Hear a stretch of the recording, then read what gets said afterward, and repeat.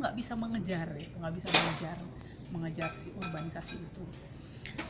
Program-program seperti iWash Plus ataupun program lainnya masih sangat dibutuhkan untuk membantu pemerintah mengejar tantangan yang ternyata kitanya upaya tambah cepat, tapi tantangannya juga semakin besar dan semakin kompleks.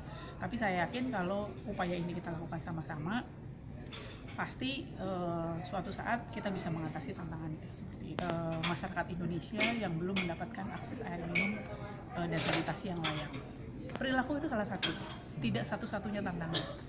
Perilaku itu menjadi salah satu kendala, bukan kendala. Saya tidak mengatakan ini kendala, tapi lebih ke tantangan. Yang artinya adalah pada saat kita berbicara mengenai peningkatan akses air minum dan sanitasi, kacamatanya tidak bisa hanya kacamata penyedia infrastruktur semata, tetapi juga harus diimbangi dengan kacamata perubahan perilaku. Tapi juga bahwa perubahan perilaku itu hanya satu-satunya kendala.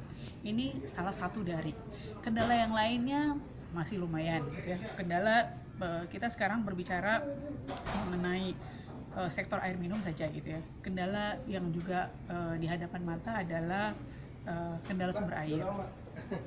Sumber air itu kalau kita sendiri tidak memulai menangani limbah buangan domestik kita, sumber air yang kita gunakan sehari-hari itu makin hari akan makin tercemar.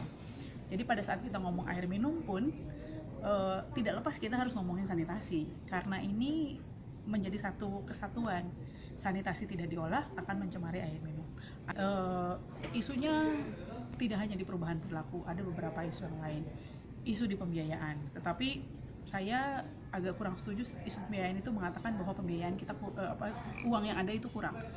Saya merasa bahwa uang yang ada itu cukup selama prioritas kita tepat, selama pengelolaannya tepat.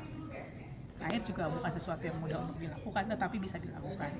Ini sebetulnya secara tidak langsung sumber pembiayaan baru, sumber pendapatan baru dengan menurunkan tingkat kebocoran air.